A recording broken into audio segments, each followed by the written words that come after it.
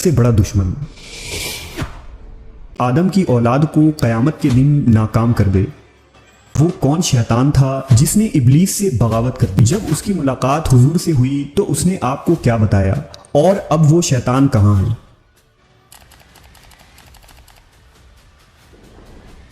अस्सलाम वालेकुम कैसे हैं? उम्मीद करता हूँ कि सब खैरियत से होंगे। आज हम सुनेंगे शैतान के पोते की कहानी, जिनको अल्लाह ने हिदायत दे दी और नबी पाक सल्लल्लाहु अलैहि वसल्लम ने उनको देखा कि वो जन्नत में शैतान का पोता। अल्लाह अगर उसको हिदायत देने पे आए तो किसी को भी हिदायत दे सकता है। सिर्फ उसके आगे इतनी देर है कि बंदा जाके अल्लाह के आगे गिड़गिड़ाए और जाके उसके सामने झुक जाए और सच्ची तौबा कर ले कि आज के बाद मैं इस गलत रास्ते पे नहीं जाऊँगा। अल्लाह बिल्कुल बहुत ही रहीम, बहुत ही करीम, बहुत ही बचने वाली ज़ात है। तो आए सुनते हैं हम, एक चैनल है अंबर वाइस उनकी ज़बानी। तो वीडियो की तरफ बढ़ने से पहले आपसे रिक्वेस्ट है कि अगर वीडियो अगर पसंद आए तो वीडियो को लाइक करके चैनल को सब्सक्राइब जरूर कर दीजिएगा, ताकि हमारी हर आने वाली वीडियो आप तक पहुंचे। तो आए बढ़ते हैं वीडियो की तरफ। सबसे बड़ा दुश्मन जिसने अपने साथियों और पूरे खानदान को इस काम पर लगा रखा है कि आदम की औलाद को क़यामत के दिन नाकाम कर दे। लेकिन इब्लीस के खानदान में ही पैदा होने वाला वो कौन शैतान था जिसने इब्लीस से बगावत कर दी और मोहम्मद सल्लल्लाहु अलैहि वसल्लम पर ईमान ले आया? जब उसकी मुलाकात हुजूर से हुई तो उसने आपको क्या बताया, और अब वो शैतान कहाँ है?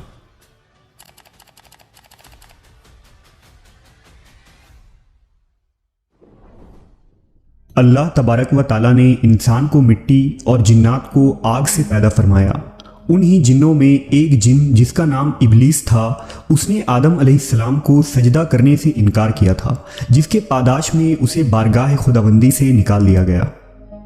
इब्लीस ने ता क़यामत बनी आदम को गुमराह करने की कसम उठाई, और इस तरह इंसान और इब्लीस की ये तारीखी जंग आज तक जारी है।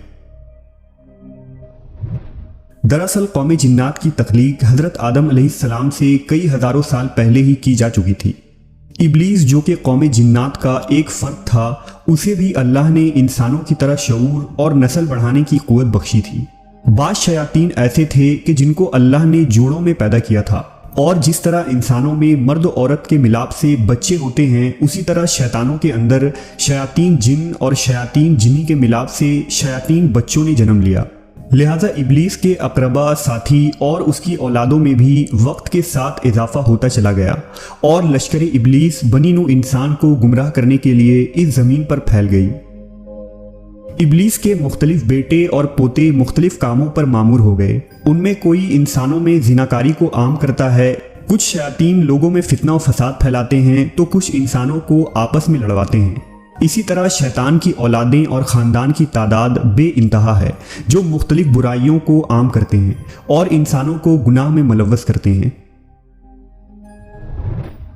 लेकिन इब्लीस के उन तमाम बेटों, पोतों और ख़ानदान में एक शैतान ऐसा भी है जिसने अपने जद्द अमजद इब्लीस से बगावत की थी और गुमराही के उस रास्ते को छोड़कर राह हक पर गामजन हुआ था।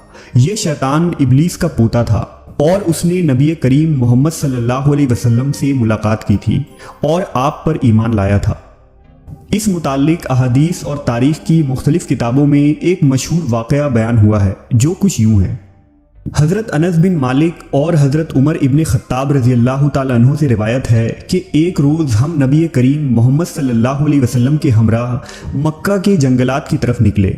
हम तहामा पहाड़ों के एक पहाड़ पर बैठे थे कि एक बूढ़ा शख्स नमूदार हुआ, जो अपनी लाठी के सहारे चल रहा था। उसने हुजूर को सलाम किया। आप सल्लल्लाहु अलैहि वसल्लम ने सलाम का जवाब दिया और फरमाया, ये बूढ़ा अपनी चाल ढाल और आवाज़ से जिन मालूम होता है। इस बूढ़े ने कहा, जी हाँ, आपका अंदाज़ा सही है। आप सल्लल्लाहु अलैहि वसल्लम ने उससे दरियाफ्त किया कि तू कौन है और तेरा ताल्लुक जिन्नों के किस ग्रोह से है। उसने कहा, मेरा नाम हामा है, मैं हीम का बेटा हूँ, जो लाकीस का बेटा है, और लाकीस इब्लीस का बेटा है।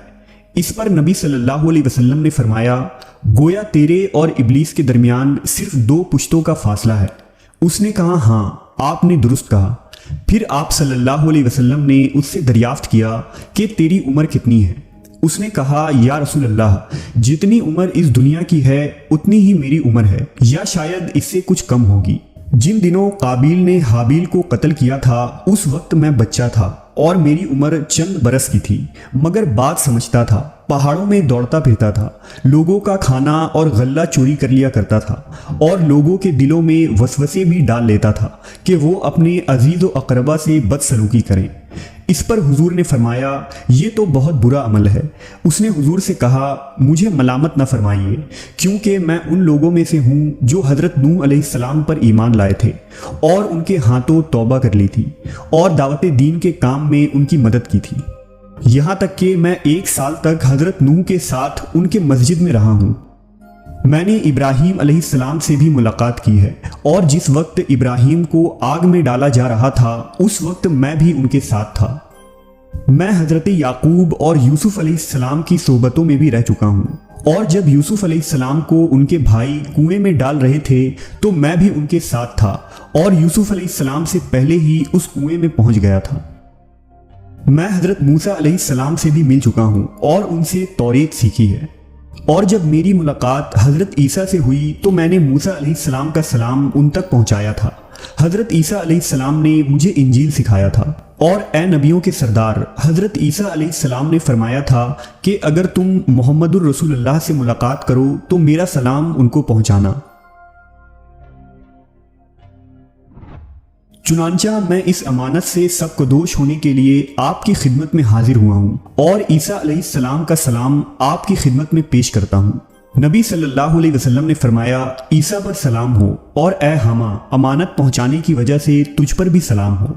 پھر حامہ نے کہا اللہ کی قسم میں بہت شرمندہ ہوں، اور میں اللہ کی پناہ مانگتا ہوں اس بات سے کہ میں کافر رہوں۔ پھر اس نے کہا کہ میں آپ پر ایمان لاتا ہوں۔ اس کے بعد وہ جن اتنا رویا کہ صحابہ کرام بھی رونے لگے۔ پھر اس نے کہا آپ مجھے قرآن سکھا دیجئے۔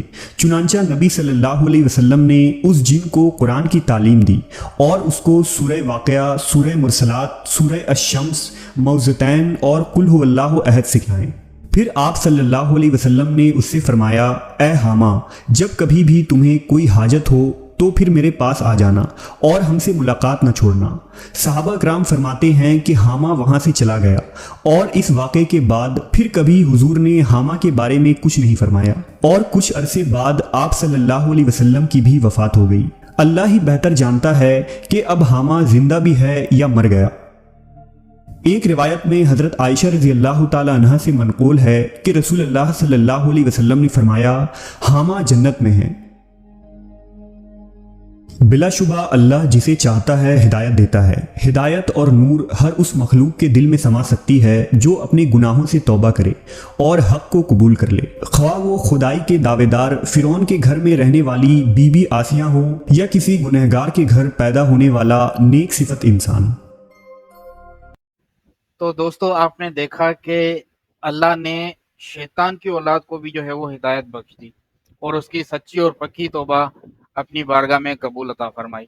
تو ہماری دعا ہے کہ ہماری اور آپ کی اور کل انسانیت، کل جہان کی جو ہے اللہ اپنی بارگاہ میں جو ہے توبائیں قبول عطا فرمائے اور سچی اور پکی توبہ کرنے کی توفیق عطا فرمائے۔ تو دوستو ملتے ہیں انشاءاللہ نیکسٹ ویڈیو میں، تب تک کے لیے دیجیے اجازت، اللہ حافظ۔